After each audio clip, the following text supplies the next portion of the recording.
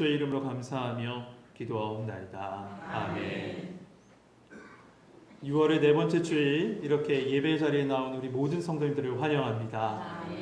여러분의 가정과 삶 속에 하나님의 그 평강과 매 순간 거룩한 손길로 우리를 인도하시는 그 손길이 여러분과 함께 하시길 다시 한번 주님의 이름으로 축복합니다. 아멘.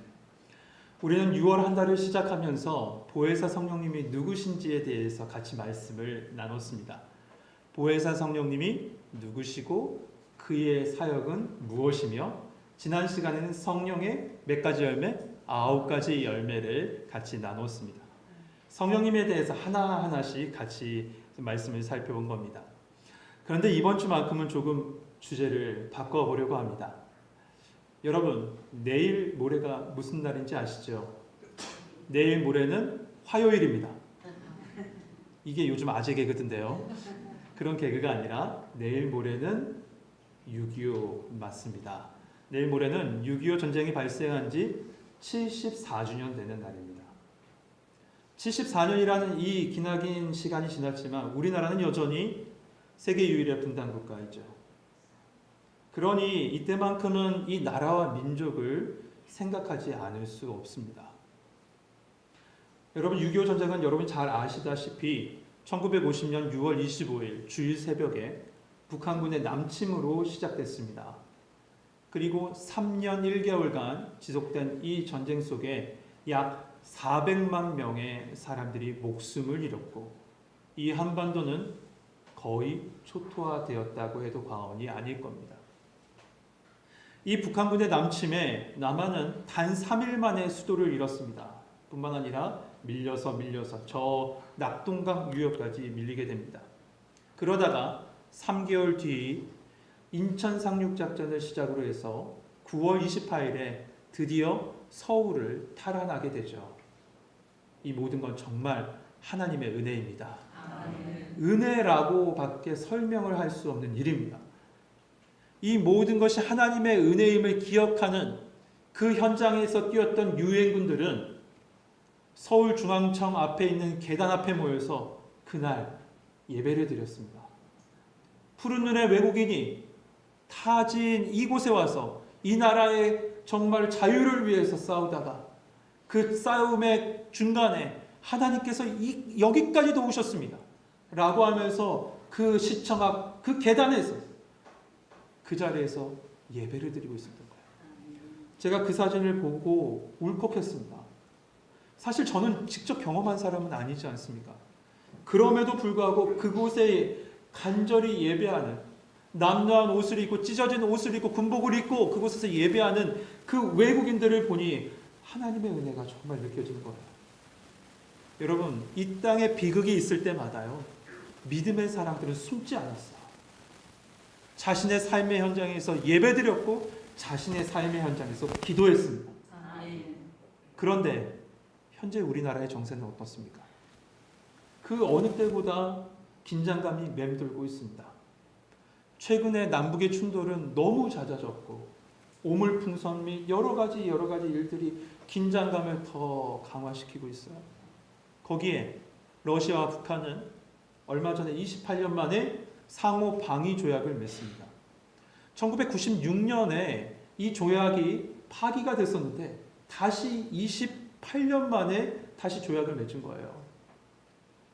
여러분, 전쟁은 역사책에만 나오는 얘기가 아니에요. 전쟁은 과거의 사건이 아닙니다. 세계 곳곳에서는요, 정권을 잡기 위해서 나라 안에서 서로 내전도 벌어지지만 나라 대 나라 간의 국지전도 지금 현재형으로 진행되고 있어요. 그 대표적인 예가 잘 아신 대로 러시아와 우크라이나 사건 아닙니까? 벌써 3년이 지났나요? 2년, 3년이 지난 것 같아요. 그럼에도 불구하고 지금도 전쟁하고 있어요. 그런데 여러분, 우리도 알게 모르게 두 가지 전쟁 가운데, 두 가지 싸움 가운데 살아갑니다. 하나는 보이는 전쟁 가운데 살아가고 두 번째는 보이지 않는 전쟁과 싸움 가운데 있습니다. 당연히 보이는 전쟁은 수많은 삶의 전쟁일 겁니다. 이런 물리적인 충돌뿐만 아니라 경제적인 싸움, 전쟁, 그리고 사회 문화적인 삶의 전쟁들, 이것이 바로 보이는 전쟁이라면, 반면에 보이지 않는 전쟁도 있는데 그것은 뭐냐? 바로 영적인 전쟁이야. 우리는 지금 모두 다 주의 군사로서 하나님 나라를 바라보며 믿음의 걸음을 걸으면서 영적인 싸움을 하루하루 싸워가고 있는 줄 믿습니다. 이러한 시대적 상황 속에서 두 싸움 가운데 끼어있는 그러면 그리스도인들이 과연 이곳에서 어떻게 살아가야 할지 오늘 이 시간 말씀을 통해서 하나님의 인도하심을 받고자 합니다. 오늘 말씀은 출애굽한 이스라엘 백성이 치렀던 첫 번째 전쟁입니다. 이스라엘 백성은 오랜 시간 애굽의 종살이를 했다가 어린 양의 보혈의 은혜로 말미암아 해방받았습니다. 그런데 그 해방의 기쁨도 잠시, 해방돼서 나온 끝없이 펼쳐지는 붉은 광야를 보니 그 앞에서 좌절하고 만 거예요. 황량한 광야 앞에, 붉은색으로 가득 차 있는 그 황량한 광야 앞에서 이스라엘 백성은 그래, 애굽때가 좋았어. 애굽때가 좋았지, 이게 뭐야? 라고 하면서 원망과 불평을 쏟아냅니다. 그런데 그때마다 하나님은 어떻게 하십니까? 그들의 필요를 채우시고 또 채워주세요. 그렇게 해서 지금 오늘 본문에 르비딤까지 온 거예요. 그런데 여러분, 이 르비딤의 뜻이 뭔지 아십니까? 뭔지 아세요? 르비딤의 뜻은 이겁니다. 회복, 쉼터라는 뜻을 가지고 있어요. 왜 이런 뜻을 가지고 있냐면, 왜 이런 이름이 붙여졌냐면요, 이 광야길을 지치면서 열심히 걸어온 여행객들이 이곳에서 갈증을 해소하고 그들이 쉴 수 있는 근의 제공되었던 그런 샘과 우물이 많았던 곳이 르비딤이었대요. 그래서 르비딤, 쉼터, 그 다음에 휴식터, 이런 이름이 붙여진 거예요.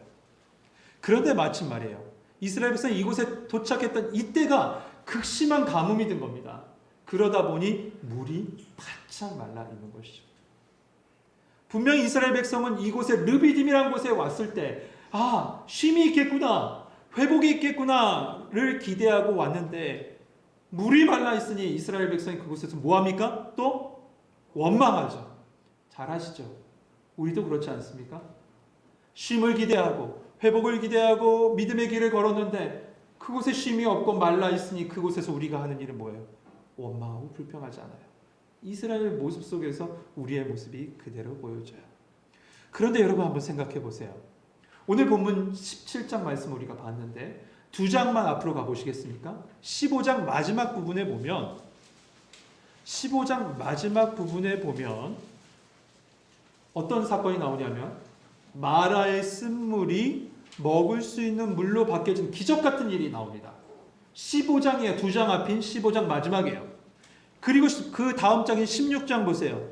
16장에서 보면 뭐가 있냐면 하나님께서 만나와 메추라기를 먹이세요. 여러분, 이 만나와 메추라기는 수고와 노동의 대가가 아닙니다.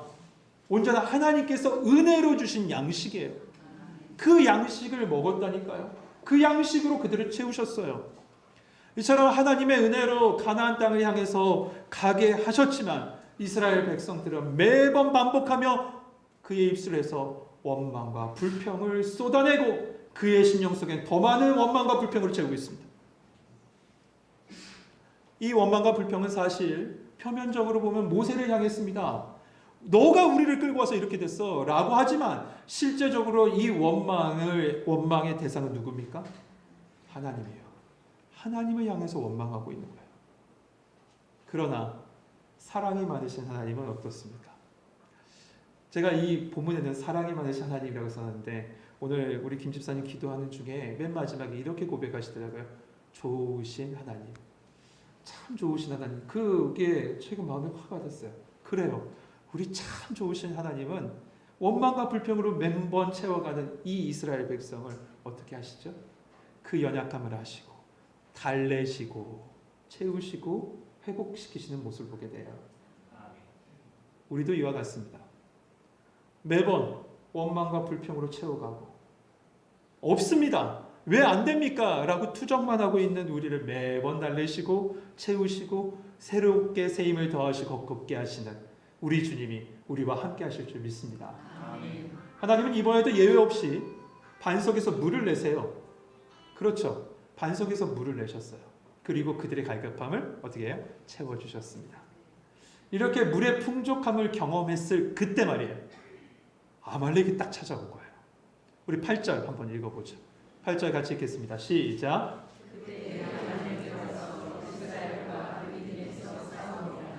아멘. 성경에서 그때에라는 말로 이 말씀을 연결하고 있다는 것은 앞의 사건인 리비딤에서 그 물을 얻었던 그 사건과 무관하지 않다. 인과관계가 있다라는 것을 암시적으로 보여주죠. 아마도 이 아말렉이 지금 이스라엘을 쳐들어온 것, 전쟁을 걸어온 것은 무엇 때문이었을 것이라 보냐면 물 때문이었을 것이다. 이렇게 봅니다. 이 전쟁은 앞서 말씀드린 대로 이스라엘 백성이 한 나라로서, 한 민족으로서 치르는 이방과 치른 첫 번째 전쟁입니다. 여러분, 첫 발을 어떻게 내디냐에 따라서 이후에 여러 전쟁의 항방이 정해지게 되어 있습니다. 첫 단추가 중요하다고 얘기하잖아요. 그렇기 때문에 이 전쟁은요, 아주 중요한 영적인 의미를 가집니다. 그런데 여러분, 지금 이스라엘을 공격한 대적 아말렉은 어떤 민족입니까? 여러분은 어떤 민족으로 알고 계세요? 그들의 기원을 알려면요, 창세기 36장으로 가보면 알 수 있습니다. 거기에 가보면 야곱의 쌍둥이 형인 누구죠? 에서가 있는데 이 에서에게는 여러 아내가 있었습니다. 근데 그 아내 중에 아나라는 아내가 있었는데 그 아나와 이 에서 사이에서 태어난 아이가 엘리바스입니다. 근데 그 엘리바스의 아들이 아말렉이었어요. 그러니까 아말렉은 에서에게 있어서는 손자가 되는 거죠. 그렇다면요, 이스라엘과는 어떤 관계예요? 좀 멀긴 하지만 친척 관계, 형제 관계예요. 그런데 수백 년 동안 애굽에서 고생하다가 출애굽한 이 형제 민족인 이스라엘을 반갑게 맞이하긴커녕 어떻게 합니까? 최초로 공격한 민족이 형제 부족이라고 하는 아말렉이었다니까요. 참 세상의 슬픈 현실은 그때나 지금이나 다르지 않은 것 같아요. 사기당한 사람들 보면 대부분 다 가까운 사람한테 사기를 당한다잖아요. 가까운 사람이 뒤통수 친다잖아요. 그러니까 정말 우리는 사람 바라보지 말고 오직 하나님만 바라봐야 될 줄 믿습니다. 그런데 그 아말렉은요, 단순히 물을 위해서 이스라엘을 공격한 것은 아닙니다. 오늘 본문상에서는 그렇게 보여요. 이 문제로 인해서 이 아말렉이 쳐들어왔다라고 추정되지만 더 깊은 의미가 신명기에 나옵니다. 신명기 25장 17절에서부터 18절 말씀에 보면 너희는 애굽에서 나오는 길에 아말렉이 내게 행한 일을 기억하라. 곧 그들이 너를 길에서 만나 내가 피곤할 때 내 뒤에 떨어진 약한 자들을 쳤고 하나님을 두려워하지 아니하였느니라. 아말렉이 이스라엘을 공격한 이유는 하나님을 두려워하지 않음이 첫 번째요. 두 번째는 약한 자를 넘어지게 하려는 속셈이었어요. 이것에 대해서 하나님이 아주 단호하게 말씀하시죠. 다음 절인 19절에 이렇게 말씀하세요. 그러므로 내 하나님 여호와께서 내게 기업으로 주어 차지하게 하시는 땅에서 내 하나님 여호와께서 사방에 있는 모든 적군으로부터 내게 안식을 주실 때 너는 천하에서 아말렉에 대한 기업을 지워버리라. 그리고 중요한 말씀하십니다. 너는 잊지 말지니라. 잊지 말라라고 말씀하세요. 성도 여러분, 하나님을 두려워하지 않는 대적 마귀는요, 지금도 두루다니며 삼킬 자를 찾고 있습니다. 그러다가 우리의 약함이 드러나는 순간 그 약함을 향해서 득달같이 달려들 겁니다. 그런데 우리는 우리의 삶의 평안함 속에 쭉 지내다 보면 간혹 이 사실을 잊습니다. 지금 어둠의 권세에 눈빛이 나를 향하고 있다는 것. 넘어지기만 해봐라. 약해지기만 해봐라. 하고 지금도 우리를 지켜보고 있다는 사실을 잊고 있다는 사실이죠. 그래서 하나님께서 말씀하신 거예요. 너는 잊지 마라. 어둠의 권세가 너를 지켜보고 있다는 것을 잊지 마라 라고 말씀하시는 거예요. 성도 여러분, 언제나 말씀의 파수꾼을 여러분의 삶에 세우셔서 그 말씀의 빛으로 여러분의 삶을 지키시는 성도들 되시길 소망합니다. 또한 예수님은 우리를 향해서 이렇게 말씀하셨습니다. 너희는 세상의 빛이다. 이 말씀은 어두운 권세가 득달같이 지금 지배하고 있는 이 땅 가운데 너희가 먼저 주의 빛을 너희 심령에 채워서 그 빛을 가지고 세상을 비춰가라. 이렇게 말씀하고 계십니다. 여러분, 이 세상을 비치는 빛된 사명을, 빛의 자녀의 사명을 감당하시는 성도 되시길 주님의 이름으로 축복합니다. 그렇다면 이 아말렉과의 싸움, 이스라엘은 어떻게 승리했습니까? 첫 번째, 여호수아를 세워서 사람을 택하고 전쟁에 나가 싸우게 하십니다. 우선 8절에서부터 9절 사이에 보면 모세가 하나님께 기도했던 내용이 생략되어진 것으로 보여져요. 그리고 하나님께서 주신 명령을 따라 모세는 지금 어떻게 되냐면 여호수아에게 지침을 줍니다. 그것은 뭐냐면 사람을 택하고 앞에 전쟁에 나가서 싸우라는 명령입니다. 이때 여호수아가 처음 등장하죠. 그런데 여러분, 여호수아가 모세에게 이 명령을 받았을 때 그의 마음이 어땠을까요? 그리고 그는 어떻게 합니까? 10절 상반절에 보면 여호수아가 모세의 말대로 행하여 아말렉과 싸우고, 여호수아는요 주어진 명령에 따라 순종하고 앞에 나가 싸웠습니다. 그런데 한번 생각해 보세요. 이 출애굽한 이스라엘 백성은 어떤 사람들입니까? 전문적으로 군사 훈련을 받은 군사입니까? 아니잖아요.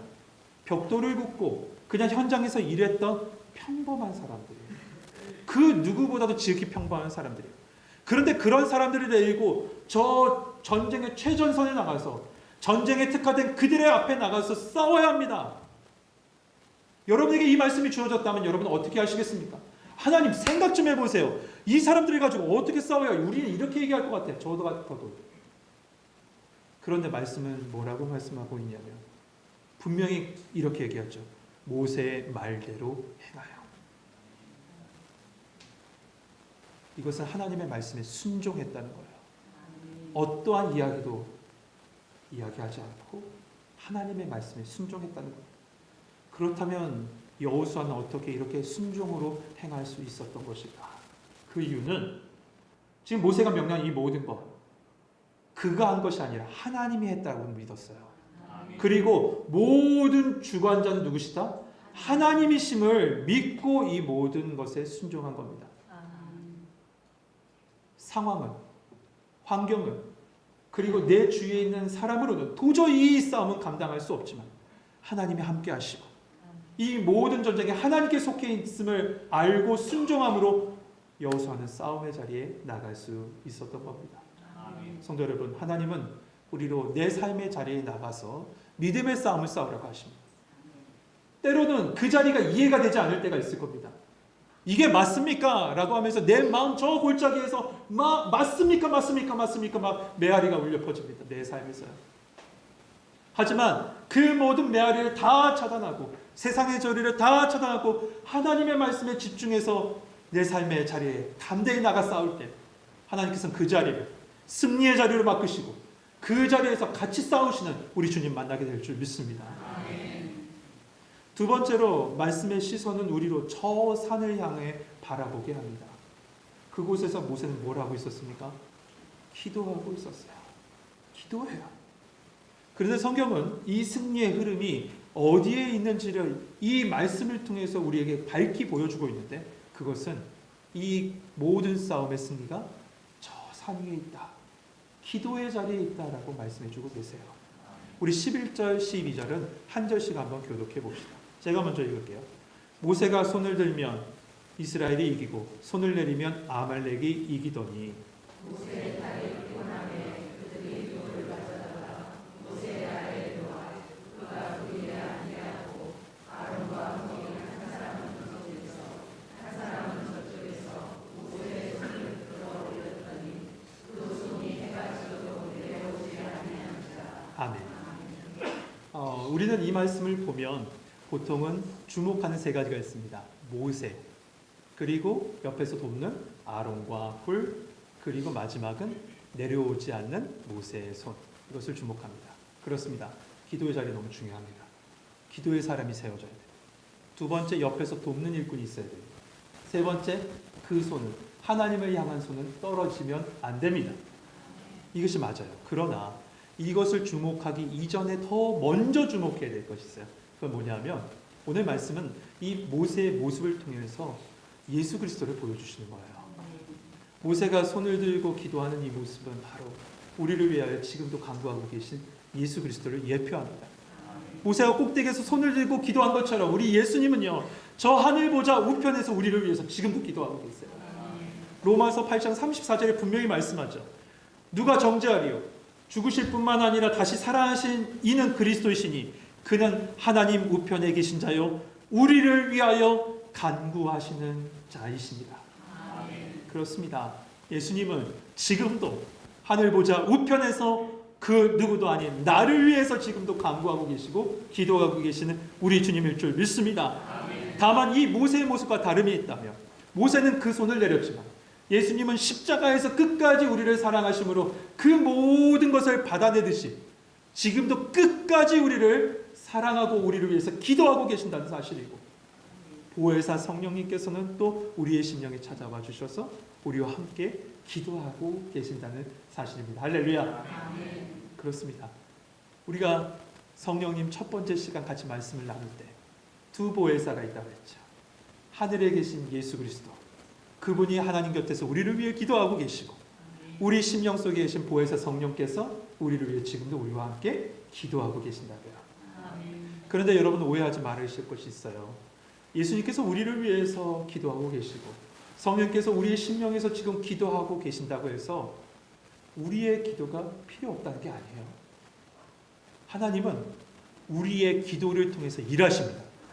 성도의 기도를 통해서 일하시고 사람을 통해서 일하시는 분이 우리 하나님이신 줄 믿습니다. 모세는 손을 들면서 싸웠습니다.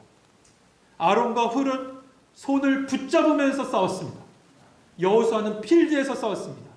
하나님께서 사람을 통해서 일하신다는 표상입니다. 그래서 우리 또한 먼저 나에게 보내진 삶의 자리에 나가서, 필드에 나가서 최선을 다해 살아가야 합니다. 그리고 성령님 의지해서 기도의 자리로 나가라고 지금 부르고 계세요. 예레미야 33장 3절 말씀해 보면 너는 내게 부르짖어라. 부르짖어. 그리하면 내가 응답하겠고 내가 알지 못한 크고 비밀한 일을 내게 보이리라 말씀하십니다. 요한복음 14장 13절 14절에도 너희가 내 이름으로 무엇이든지 구하든지 내가 행하리니 이는 아버지로 하여금 아들로 말미암아 영광을 받으시게 하려 함이라. 내 이름으로 무엇이든지 내게 구하면 내가 행하리라. 성도 여러분, 기도로 주님께 나아가는 성도님 되시길 소망합니다. 근데 한 가지 더 있습니다. 무엇이냐면 여러분, 우리로 지금 이 자리에 주 안에서 교회로 모이게 하신 이유가 있습니다. 그것은 뭐냐? 약한 자를 위해서 함께 손들고 기도하라는 거예요. 어떤 이가 손들고 기도하는데 너무 지쳐 힘들다면 그 옆에 붙어서 같이 그 손을 붙잡고 기도의 사명도 우리에게 있다는 거예요. 여러분, 이 수고는요 잘 티가 나지 않을 수 있어요. 잘 나타내지 않을 수 있어요. 그러나 기억하십시다. 저는 이걸 믿습니다. 하나님이 그들의 수고 기억하고 계신다는 사실.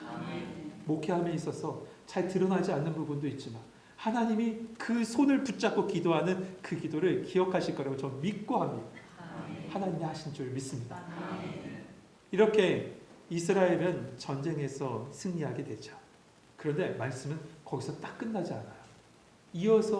이어지는 부분이 있어요. 아주 중요한 부분인데 14절 같이 한번 말씀 나누죠.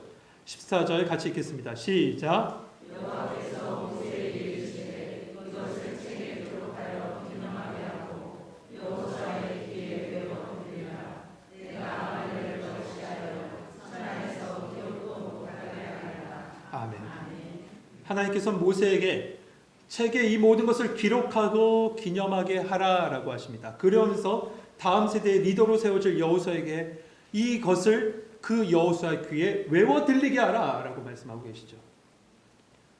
성도 여러분, 그렇다면 하나님은 왜 이렇게 모든 전쟁이 끝난 후에 모세에게 말씀하셨던 것일까요? 사람은 망각의 존재입니다. 정말 잘 잊어버립니다. 물론 잊어버려야 될 것을 잊는 건 좋은 일입니다. 하지만 기억할 것을 잊어버린다는 게 문제죠. 우리는 일제강점기의 고통을 잊어버렸습니다. 6.25의 전쟁도 잊어버렸습니다. 가난한 보릿고개 시절도 잊었습니다. IMF의 경제적 위기도 잊어버렸습니다. 이 IMF의 경제적 위기를 듣지 못한 아이들은 IMF 하니까 이렇게 해석하더라고요. 나는 F학점입니다. 모릅니다. IMF의 고통이 뭔지. 정말 F학점은 맞는 것 같습니다. 경제적으로 F학점은 맞은 거가 맞기 때문에. 멀리 갈 것도 없어요. 지난 3년간 공포에 몰아넣었던 코로나 어떻습니까? 다 잊어버리지 않았습니까? 그런데 이 모든 것을 다 잊더라도 반드시 기억할 한 가지가 있어요. 우리 믿음의 사람들이 기억할 단 한 가지가 있다면 그것은 뭐냐? 예수 그리스도의 십자가를 기억하는 거예요. 아멘. 그것이 신앙이에요. 아멘. 나를 위해서 십자가 지신 예수 그리스도를 기억하는 거, 그것이 신앙생활하는 거예요. 아멘. 그 십자가의 은혜를 기억하는 거. 그러나 우리는 그 은혜를 잊어요. 핑계는 살기 어렵다고, 광야라고, 내 앞에 아말렉이 있는데 그걸 생각하고 있냐고 라고 얘기하면서 그 은혜를 잊고 하나님 바라보지 않고 그저 세상에 나가다 보니 그곳에서 하는 것은 실패의 잔위에 원망과 불평을 채우는 일밖에 하지 않습니다. 그렇기 때문에 이 모든 연약함을 아시는 정말 참 좋으신 하나님은 하나님의 역사하심을 책에 기록하고 여호수아의 귀에 매번 외워 들리게 하라. 말씀을 통해서 하나님의 살아계심과 살아주심을 매번 기억하게 하라. 라고 여호수아뿐만 아니라 우리에게 말씀해 주고 계시는 거예요. 바로 하나님의 말씀을 내 삶에 들리게 하라는 겁니다. 찰스 스펄전 목사님이 이런 얘기를 하셨어요. 좋은 책을 많이 읽되 성경책과는 삶을 함께하라. 좋은 책은 많이 읽되 성경책과는 삶을 함께하라는 거예요. 여러분, 우리 지금 이 자리에 예배하는 우리 모든 성도님들의 삶이 하나님의 말씀과 삶을 함께 나누는 우리 성도님 되시길 주님의 이름으로 축복합니다. 아멘. 또한 이러한 승리 다음에 모세가 한 가지 한 일이 있습니다. 그것은 뭐냐면 제단을 쌓은 겁니다. 예배를 드렸다는 거예요. 승리한 다음에 제일 우선적으로 했던 일은 뭐냐? 자축하는 일이 아니에요. 와, 이겼어! 파티하는 게 아니에요. 예배라는 거예요. 그래서 예배는 최초여야 되고 우리의 최선이어야 됩니다. 최초여야 되고 최선이어야 돼요. 여러분, 노아가 방주에서 처음 나왔을 때 최초로 한 일이 뭐죠? 제단을 쌓고 예배를 드렸어요. 아브라함이요? 가나안 땅에 도착했을 때 처음 한 건 예배 드리는 일이었어요. 아브라함은 어느 곳에 가면 그곳마다 제단을 쌓고 예배 드리는 일을 했습니다. 그러다 보니 아브라함의 삶을 한마디로 요약한다면 그의 삶은 예배하는 삶이었다. 이렇게 정의할 수 있겠죠. 그렇다면 여러분의 삶을 요약한다면 어떻게 정의할 수 있겠습니까?